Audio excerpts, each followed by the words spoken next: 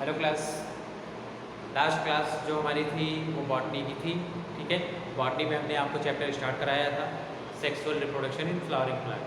ठीक, उसमें हमने आपको स्ट्रक्चर ऑफ फ्लावर के बारे में बताया था, फ्लावर के कितने पार्ट्स होते हैं। ठीक है, और हमने आपको और भी उसमें डिटेल कुछ बताई थी। ठीक है, ये हमारी लास्ट क्लास के बारे में था। ठीक, आज जो हमारा नेक्स्ट टॉपिक है वो हमारा क्या है, जो हमारा पुंकेसर होता है। ठीक है, पुंकेसर या जिसे हम उमंग के नाम से भी जानते हैं। ठीक है, मतलब क्या है, जो हमारा नेक्स्ट टॉपिक है उसको हम क्या कहते हैं, एंथर। Anther and sporogenesis. ठीक है, या लघु माइक्रोस्पोरोजेनेसिस। ठीक है, क्या है, माइक्रो स्पोरोजेनेसिस। ठीक, मतलब क्या है, उमंग जो कि एक मेल पार्ट होता है जिसे हम परागकण भी कहते हैं। ठीक है, उमंग तथा लघु बीजाणुजनन।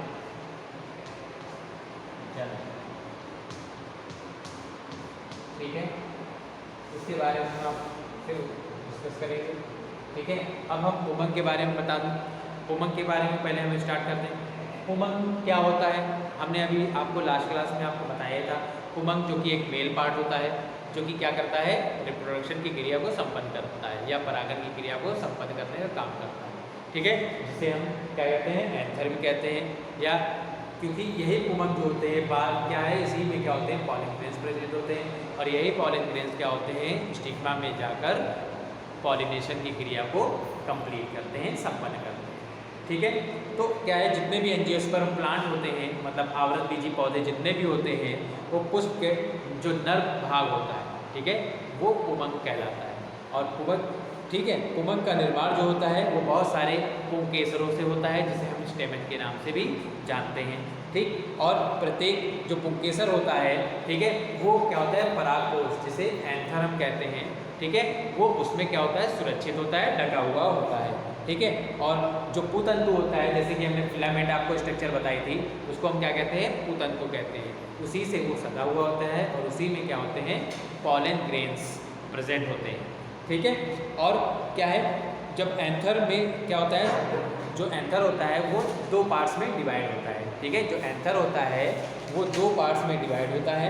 ठीक है, जो उसे हम क्या कहते हैं, परागकोश लोब्स कहते हैं, या क्या कहते हैं, एंथर लोब्स कहते हैं। ओके, ठीक, अभी हम आपको डायग्राम बताएंगे।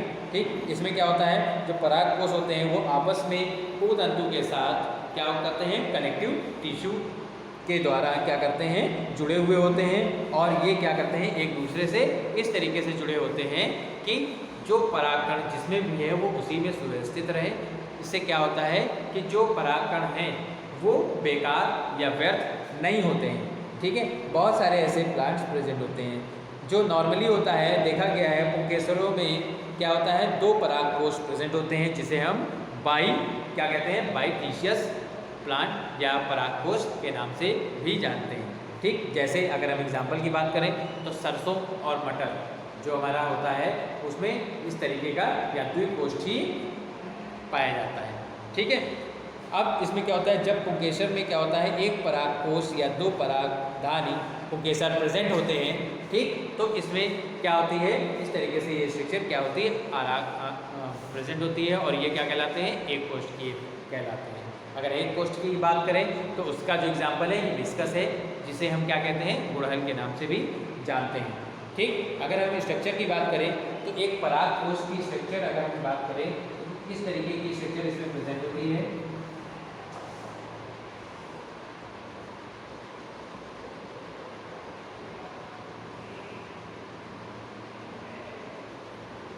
ये दो पार्ट से डिवाइड होता है। ठीक है, दो भागों में ये बटा हुआ होता है। ठीक, जिसे हम क्या कहते हैं, इस तरीके से ये क्या होता है, दो भागों में बटा हुआ होता है। ये जो हमारे ये हमारा जो स्ट्रक्चर होता है ये क्या कहलाता है, एंथर लोब्स कहलाता है।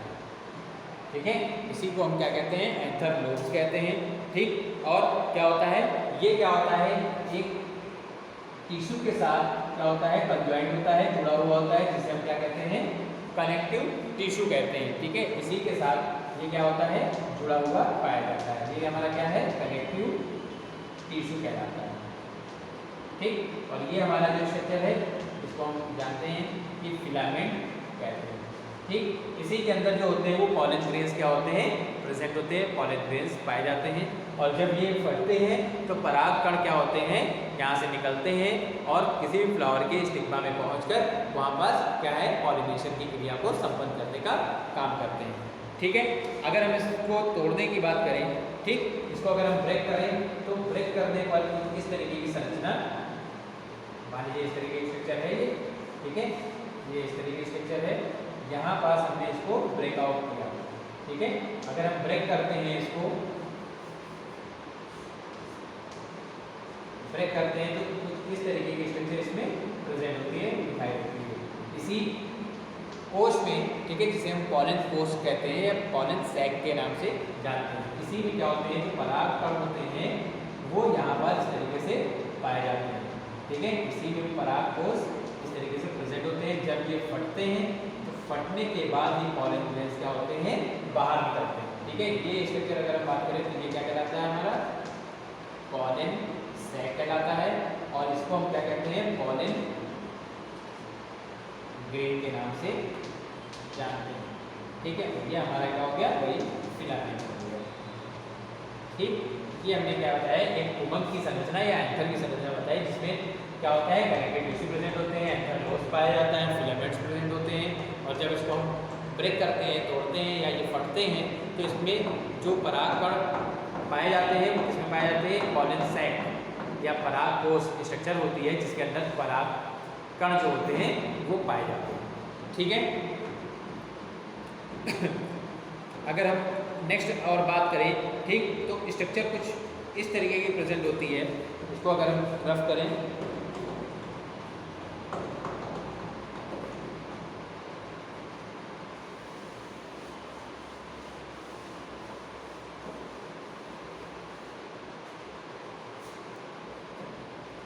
देखिए तो इस तरीके की इसमें स्ट्रक्चर जो होती है वो प्रेजेंट होती है। ठीक है,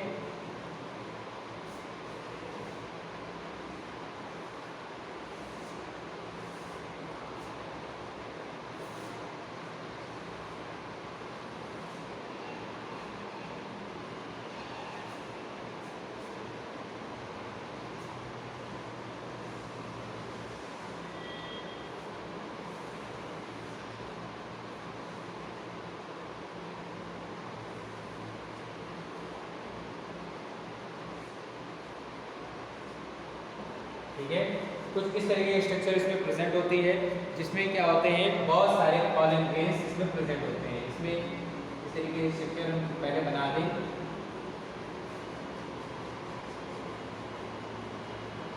ठीक है,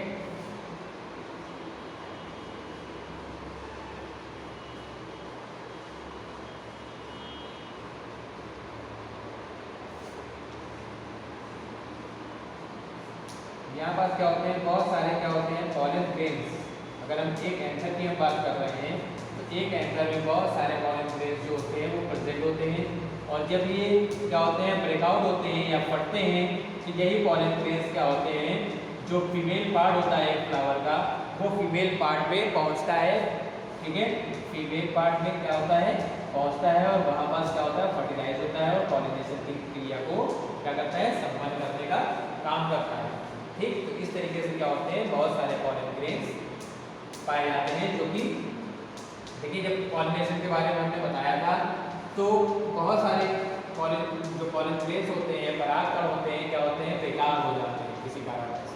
ठीक है, क्योंकि वो परागकण क्या होते हैं, बहुत ही हल्के होते हैं और हवा में वो कहीं भी जाकर क्या होते हैं, बेकार हो जाते हैं। ठीक है, लेकिन अगर वो परागण की क्रिया, कुछ परागकण ऐसे होते हैं जो परागकण की क्रिया को क्या करते हैं, संपन्न करते हैं। ठीक, और तभी जाके क्या होता है, एक न्यू ऑर्गेनिज्म या एक न्यू प्लांट की उत्पत्ति जो होती है वो हो जाती है। ठीक है, तो इस तरीके से हमने डायग्राम आपके लिए बना दिया है। ठीक, ये सब क्या है, ये जो हमारे हैं ये सारे पॉलन ग्रेन्स होते हैं। ठीक है, इस तरीके से ये पॉलन ग्रेन्स पाए जाते हैं। ठीक, और इसमें इस तरीके की स्ट्रक्चर इसमें प्रेजेंट होती है। ठीक है, ये सारे स्ट्रक्चर अगर हम बात करें तो ये क्या होते हैं, पॉलन ग्रेन्स होते हैं। ठीक, जो कि पॉलन सैक से निकल कर क्या होते हैं, स्टिग्मा में जाते हैं धीरे धीरे। ठीक, तो ये हमारी क्या है, एक जो परागकोश की हम बात करें, जो पॉलन सैक है, ठीक है, उसकी क्या है, ट्रांसवर्स सेक्शन होता है, कुछ इस तरीके का पाया जाता है। ठीक है, तो ये हमारा क्या था, पराग पुमंग के बारे में था। अब हम बात करते हैं लघु बीजाणु जनन के बारे में। ठीक है, लघु बीजाणु जनन। लघु बीजाणु जनन क्या होता है, जिसे हम क्या बोलते हैं, माइक्रोस्पोरोजेनेसिस कहते हैं। ठीक है, जो पॉलन सैक होते हैं, पॉलन सैक में पाए जाने वाले कण क्या होते हैं, मात्र कोशिकाओं से अलग होकर क्या करते हैं, वो एक नए संरचना को जन्म देते हैं। ठीक, या जो छोटे छोटे बीजाणु होते हैं, ठीक है, वो जनन प्रक्रिया में पार्टिसिपेट करते हैं, तो वही प्रक्रिया हमारी जो होती है वो माइक्रोस्पोरोजेनेसिस कहलाती है। ठीक, जिसे हम क्या कहते हैं, लघु बीजाणु जनन के नाम से भी जानते हैं। ये क्या करते हैं, एक दूसरे से अलग हो जाते हैं, और अलग होने के बाद ही क्या करते हैं, ये क्या होते हैं, क्योंकि वैसे पॉलन ग्रेन्स बहुत अधिक मात्रा में पाए जाते हैं, चिपके हुए होते हैं एक दूसरे से, लेकिन जैसे ही वो एक दूसरे से पृथक होते हैं, अलग हो जाते हैं, तो क्या होते हैं, गोल आकार के हो जाते हैं। ठीक है, और यही हमारे क्या होते हैं, लघु बीजाणु जनन कहलाते हैं। और प्रत्येक जो पॉलन ग्रेन्स होते हैं वो मात्र कोशिका का केंद्र क्या है, अर्धसूत्री विभाजन या मियोसिस डिवीजन द्वारा क्या करते हैं, विभाजित होते हैं और 4 न्यूक्लियाई का निर्माण कर लेते हैं। ठीक है, यही क्या करते हैं, 4 न्यूक्लियाई को फॉर्म करते हैं। ठीक, मतलब उसमें जो केंद्रक पाया जाता है, केंद्रक जब विभाजित होता है, ठीक है, विभाजित, हमने आपको कोशिका विभाजन फर्स्ट ईयर में आपको बताया था कि क्या होता है, कोशिका विभाजन जो होता है वो समसूत्री विभाजन, अर्धसूत्री विभाजन के द्वारा संपन्न होता है। तो ये जो केंद्रक है वो मियोसिस डिवीजन या अर्धसूत्री विभाजन के द्वारा 4 पुत्री केंद्रकों में बढ़ जाता है। ठीक है, मतलब डॉटर सेल्स में कन्वर्ट हो जाता है, जो क्या करती है, इसमें गुणसूत्रों की संख्या जो होती है, जो इसमें क्रोमोसोम्स, नंबर ऑफ क्रोमोसोम्स होते हैं, वो मदर सेल से हाफ रह जाती है, मतलब मात्र कोशिका की आधी रह जाती है। ठीक है, और इसमें कुछ क्या होते हैं, एक बीजपत्री जो पौधे होते हैं उसके कोशिका द्रव्य विभाजन जो होता है वो कई सारी स्टेजों से होकर गुजरता है। जैसे अर्धसूत्री विभाजन में हमने बहुत सारी स्टेजेस बताई थी, प्रथम अर्धसूत्री विभाजन, द्वितीय अर्धसूत्री विभाजन। इस तरीके से इसमें जितने भी मोनोकॉटिलेटेड प्लांट्स होते हैं, एक बीजपत्री प्लांट होते हैं, उसमें इस तरीके से विभाजन, अर्धसूत्री विभाजन जो मियोसिस डिवीजन होता है वो पाया जाता है। ठीक, और उसके बाद ही क्या करते हैं, उसकी कोशिका भित्ति क्या होती है, अलग हो जाती है, और उसके बाद क्या होता है, केंद्रकों का निर्माण होता है। ठीक, और जब क्या होता है, ये क्या करते हैं, कोशिका भित्ति जब अलग होती है तो उसमें क्या होता है, धीरे धीरे उसमें जो उसके अंदर पाया जा रहा साइटोप्लाज्म है वो भी क्या है, उसी के साथ अलग हो जाता है। ठीक है, जिसे हम क्या कहते हैं, उत्तरोत्तर या सक्सेसिव स्टेज कहलाती है। ठीक, और यह विभाजन क्या होता है, द्वितीय अर्ध विभाजन जब कंप्लीट हो जाता है तब के बाद की ये अवस्था कहलाती है। ठीक, सक्सेसिव, इसी तरीके से क्या होता है, ये पूरा लघु बीजाणु जनन पाया जाता है। ठीक है, और लघु बीजाणु जनन के बाद ही क्या होता है, स्पोर फाउंड होते हैं, मतलब पाए जाते हैं, और बाद में ये क्या होते हैं, आगे एक प्रक्रिया को संपन्न करने का काम करते हैं। ठीक है, अगर हम बात करें तो क्या है, अगर हम एक मदर सेल की बात करें, क्योंकि एक मदर सेल जो होती है, इस तरीके से मान लीजिए एक मदर सेल है, ठीक है, मात्र कोशिका है, ठीक, जिसमें क्या है, एक केंद्रक प्रेजेंट है और ये साइटोप्लाज्म पाया जाता है। ठीक है, और ये क्या होते हैं, क्योंकि हमने आपको बताया है निषेचन के बारे में, मेल एंड फीमेल गैमेट जो होते हैं वो हैप्लॉइड होते हैं। ठीक है, लेकिन मदर सेल जब है तो वो क्या है, एक डिप्लॉइड स्टेज होती है, मतलब 2n फॉर्म में ये रहती है। ठीक, तब क्या करते हैं, ये धीरे धीरे क्या होते हैं, अर्धसूत्री विभाजन की प्रक्रिया इसमें प्रारंभ हो जाती है। ये हमारी कौन सी है, मदर सेल है। ठीक, ये हमारा न्यूक्लियस है, ये साइटोप्लाज्म है। ठीक, इस तरीके से ये स्टेज जो होती है ये आगे बढ़ती है और धीरे धीरे क्या करती है, ये 1 से 2 केंद्रकों में कन्वर्ट हो जाती है। ठीक, ये हमारी सेल वॉल होती है। ठीक है, ये हमारी क्या है, सेल वॉल। ठीक, ये क्या है, सेल वॉल। फिर धीरे धीरे ये क्या करती है, 2 न्यूक्लियाई में या 2 डॉटर जो सेल्स होती है उसमें कन्वर्ट हो जाती है। कन्वर्ट होने के बाद फिर से क्या करती है, ये फिर से क्या करती है, क्योंकि इसमें क्या है मियोसिस डिवीजन हो रहा होता है, तो 1 से 2, 2 से 4, 4 से 8, 8 से 16 इस तरीके से वो कन्वर्ट होती जाती है 32 में, 64 में, ठीक है। इस तरीके से ये क्या होती है कन्वर्ट होती जाती है। इसी तरीके से इसमें जब आगे नेक्स्ट स्टेज आती है तो क्या है 4 डॉटर न्यूक्लियाई का निर्माण करती है, ठीक है। और इसमें वही साइटोप्लाज्म प्रेजेंट होता है, सेल वॉल प्रेजेंट होती है, ठीक है। क्या है ये 4 डॉटर न्यूक्लियाई, ठीक। 4 डॉटर न्यूक्लियाई मतलब जो उत्तरी कोशिका होती हैं 4 भागों में कन्वर्ट हो जाती है धीरे धीरे, ठीक है। और क्या होता है जब ये स्टेज पूरी तरीके से हो जाती है तब पूरी तरीके से क्या होता है जो हमारा अर्धसूत्री विभाजन है लघु बीजाणु जनन में, माइक्रोस्पोरोजेनेसिस में, तो ये जो लघु बीजाणु जनन की प्रक्रिया है ये पूरी तरीके से क्या होती है संपन्न हो जाती है, ठीक है। अब क्या है अगर हम अलग अलग तरीके से हम बताएं, ठीक है, परागकण के बारे में, तो उसमें क्या होती है बहुत सारे जर्म कोष पाए जाते हैं, ठीक है, जिससे क्या होते हैं जो बीजाणु या स्पोर्स होते हैं वो निकलते हैं, ठीक है। यही हमने बताया जर्म पोर मतलब क्या है जो परागकण होते हैं वो निकलते हैं और स्टिग्मा में पहुंचकर पॉलिनेशन की प्रक्रिया को क्या करते हैं संपन्न करने का काम करते हैं, ठीक। तो इस तरीके से क्या होता है धीरे धीरे क्या होता है ये आगे बढ़ती है प्रक्रिया और लघु बीजाणु जनन में ये सारी प्रक्रियाएं पूरी तरीके से होती है, ठीक है।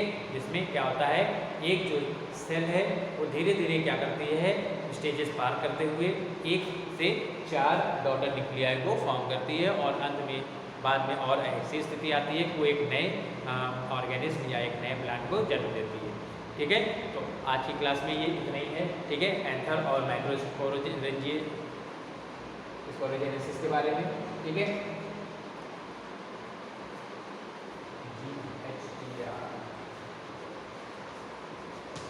ठीक, तो आज की क्लास में इतना ही रहेगा। Okay, have a good day.